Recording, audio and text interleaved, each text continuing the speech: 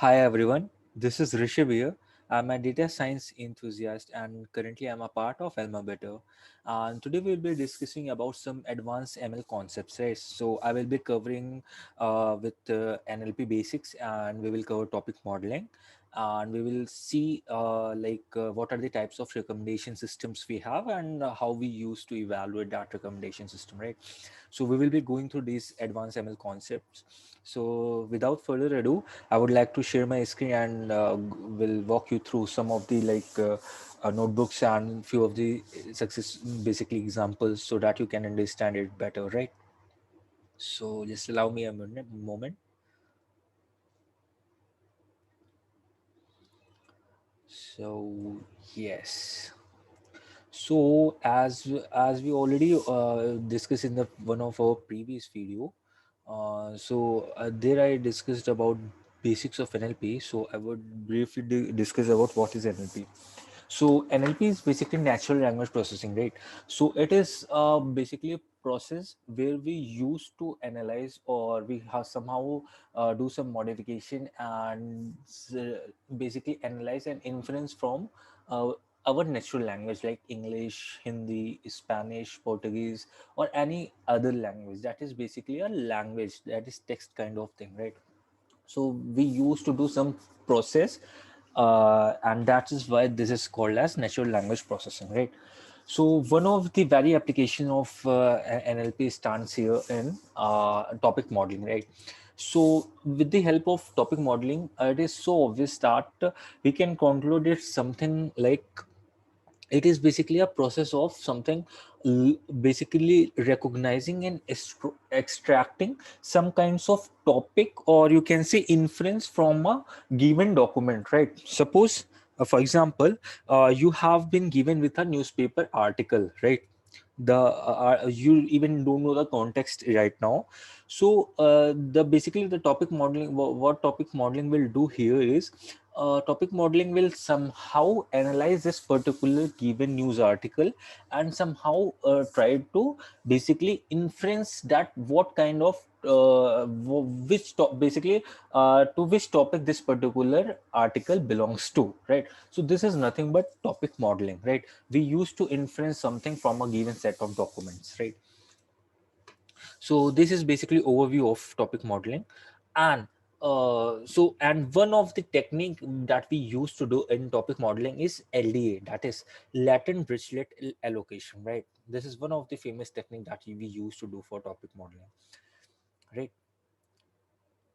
So as you see that this is basically a web of topic modeling, saying like this particular topics belongs to basically things belongs to philosophy, these are interdisciplinary, these are religion kind of thing, these belongs to literature. This is just a sample of web, right?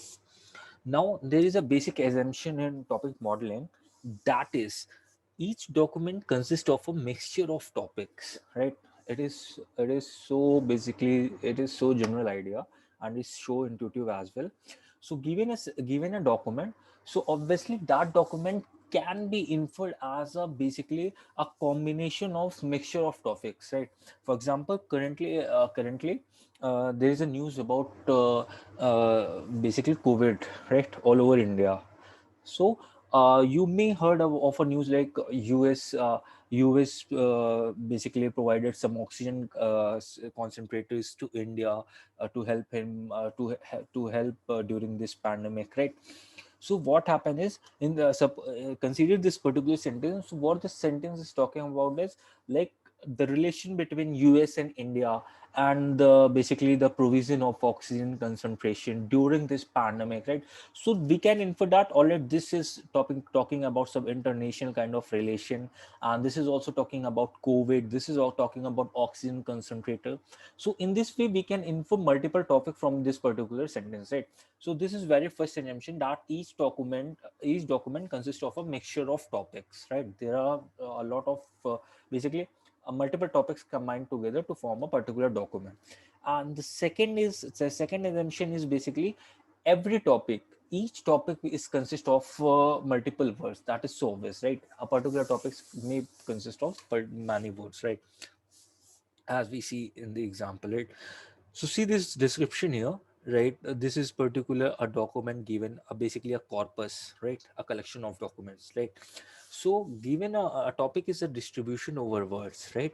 So these are some given topics. So basically documents. So can we infer something about this particular topic? Basically uh, document. So with this I can infer that this is something related to kitchen kind of thing, or chef or cooking type kind of thing, right? On this particular election is Trump run president Iraqi, this can be inferred from like it is related to some kind of politics, right? Then NBA is related to some basketball, right? This is like something related to music, harmony, cello, record, pop music kind of thing, right? And this is related to some kind of gaming, right?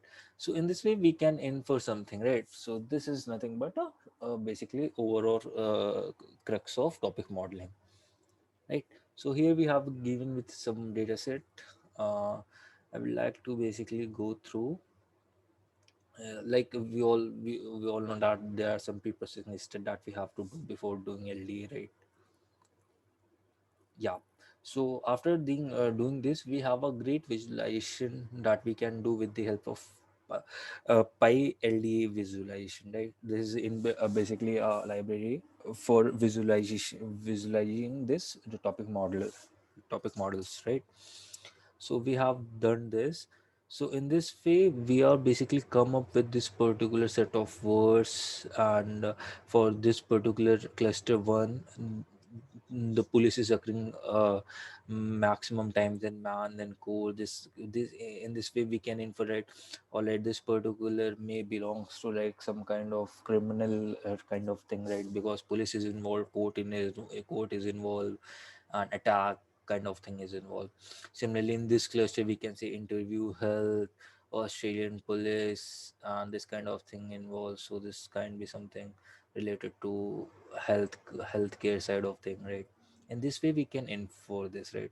So this is basically the overall crux of topic modeling. We are trying to infer something from a given set of document. Right. Now comes the second part, that is basically a recommendation system, right? So a recommendation system is something, as the name itself says, that it is a kind of system that helps to recommend something for a particular user, right? Suppose if I am a particular user of something like take example of Netflix. So what happened is I'm a user of Netflix, right? So I must have watched some contents, or I must have engaged with Netflix.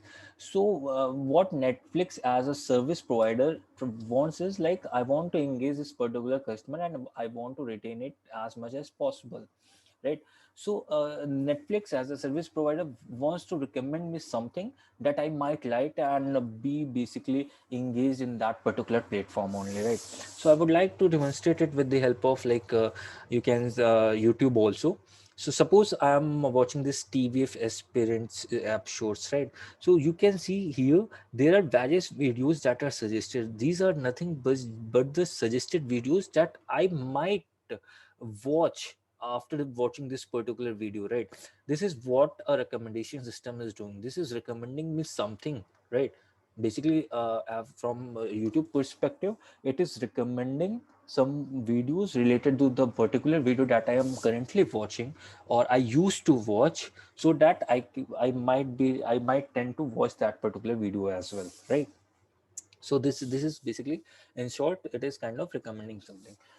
Right now, we have to basically major type of recommendation system with us. The very first is collaborative filtering based, and second is content based filtering. Right. So it is very simple idea, very simple idea, and very beautiful idea. So collaborative filtering. So here the term is collaboration. Right now. Now, I would like to demonstrate it with the help of example that you may relate, right? Suppose I am a user. There is a user basically U1. There is a user U2, and there is a user U3, right? Suppose user 1 watch a video V1, a video V2, a video V3, right? You can take it from a YouTube perspective. And user U2 watch V1, V3, and suppose he watch V4, right? Now user U3 just watch V1. Now YouTube as a service provider wants to recommend something to user U3 that is relevant to him, and he might tend to basically get it watched, right? So what happened is, based on two user, if you see, the similarity is very high between these two user. User U1 has also watched video 1, user U2 has also watched video V1, user U1 has also watched video V3, and user U2 has also watched V3, right? And user U3 has watched V1. So based on this particular thing, we can say that you we should recommend basically user U3 with video V3. There is likely there is basically highly chance that user U3 might like this particular video, and yeah, might like this particular video, right? So this is nothing but what we are doing. We are doing basically we are recommending something with the help of collaboration kind of thing, right? With the help of collaboration of different user, I am suggesting something to a different user, right? Because u3 has watched v1, so it is most likely that u3 may also like video v3, right? So this is the context of basically a collaborative filtering. Here we are doing the collaboration between user, right? We are taking the user preferences, user taste, user similarity, right? Now the second method that we have is content based filtering. So in content based filtering, it is nothing but here we are basically try to leverage the basically leverage the description and the attributes of the items that are available with us, right? For example, a particular video is of like a genre like romantic or thriller or particular, this kind of descriptions is always there related to a particular video, right? And as a user, I have actually watched some kind of romantic movie. I used to watch romantic videos, right? So what happened is, with the help of my previous interaction with in their platform, YouTube will tend to recommend me something related to dark to my previous based on my previous experience only, right? Based on content the content that they have related to that particular product, right? Basically what kind of genre I used to watch, of which actor I used to watch video, of which director I used to watch video, this type of content they used to recommend me something. So this is basically a content based. And there is another method that is a combination of both, and that is a hybrid approach where we used to do we used to use collaborative filtering as well as content based filtering idea to recommend something, right? So this is the very basically whole crux of content and collaborative based filtering. And now the it happens with the help of, there are many methods to do it, but there's a very good method of matrix factorization in which we use basically svd, right? We can do matrix factorization in other ways as well, but svd is one of the popular ways with the help of which we do it, right? So I'm just going to give you overview of it. So factorization is nothing but basically, suppose we have a number 6, right? So what we used to do when when we have to factor it, like we used to do a factor of 2 into 3, right? This is factor of 6, right? Similarly, we can also factorize a particular matrix A into sub factors matrices, right? And what suppose in this case we have a matrix A, and we used to factorize it. Basically we used to factor it with a matrix U, a matrix sigma, and a matrix V transpose, right? So what happened is, we used to basically factor is and ultimately we will basically then recombine these particular matrix to get the resultant matrix, right? And the resultant matrix will not be a that sparse, right? uh, if we will go through it, we will get to know that when we use basically the final matrix that we have, basically user item matrix, there is a sparsity problem, right? There is a lot of sparse, because as a user I may not have watched all the videos related to available in YouTube, right? So I might have watched few of the videos, and I might have interacted with, like, might have interacted, commented on few of them, liked few of them, right? This kind of thing. So most of the content, basically most of the things will be zero, basically sparse. So it will be basically most sparsity is basically a problem in this particular thing. So with the help of matrix factorization, and then combining again this particular matrices that we have, we will get to know that the resultant matrix is not sparse anymore, right? We do have certain numbers associated with that is basically likely to give us the prediction. That is basically our prediction that, all right, this particular user has basically this much of chances to like this particular video, right? In this way we can be used to recommend this, right?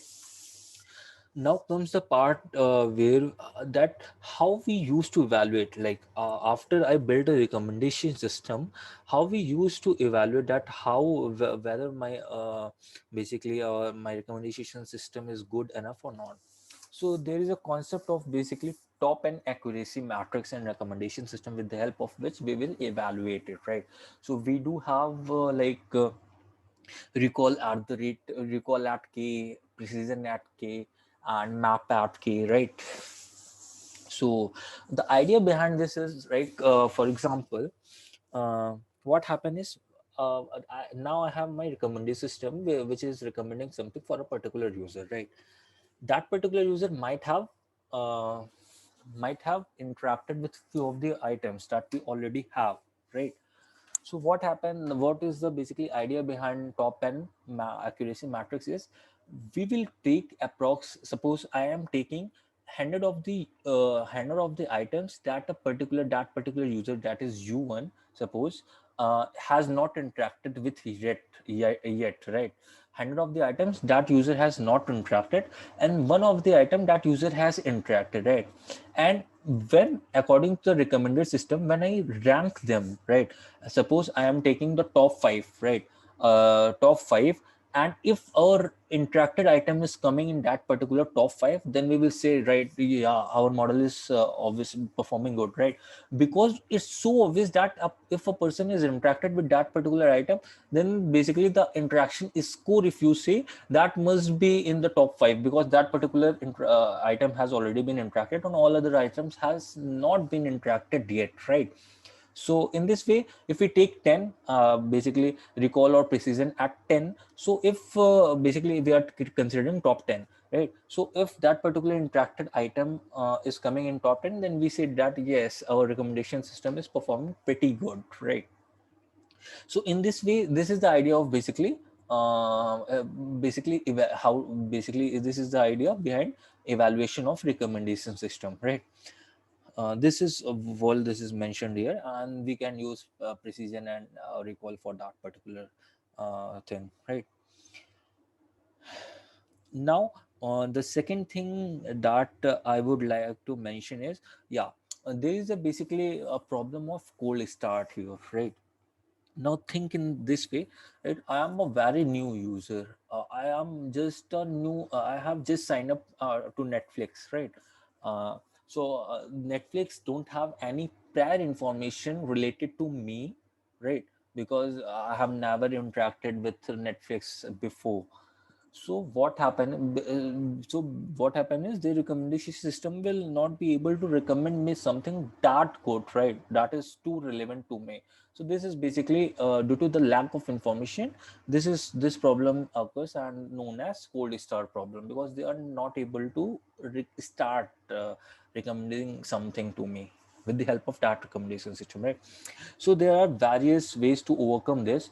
The very first thing is, like, as we used to see, right, now in these days, right? Whenever we used to sign up this in this related particular sites, so what happens is they will ask us to enter some of our preferences, right? Which type of genres do you like, which what kind of films have you watched earlier and you liked and you tend to like, basically you want to watch, right? And what kind of directors, actors you want. So they used to basically ask us to take those particular top 5 or top 10 and recommend us accordingly, right? This is one of the way. And in similar way, what we can do is, for example, I'm a very first you basically I've just signed up. So that particular that particular mm for example, at that particular moment, the Netflix has my basically location, my basically with from which device I have logged in. So this kind of information they have, right? So what happens is this kind of with the help of this kind of miscellaneous data about that particular user, they can recommend something to me, because based on like the users belonging to that location, based on that particular like phones or laptops, or basically this kind of miscellaneous data that they have at the very start for a particular user, they can use that to recommend something, right? So these are the various the way, and there are many more to overcome the cold start problem, right? Yeah. So I guess this is pretty much for like the basics for topic modeling, how we used to do it, and what is the topic modeling, and the basic of recommendation system, right? So this is pretty much that's the whole crux of it, right? So yeah, that's it from my side, and thank you so much.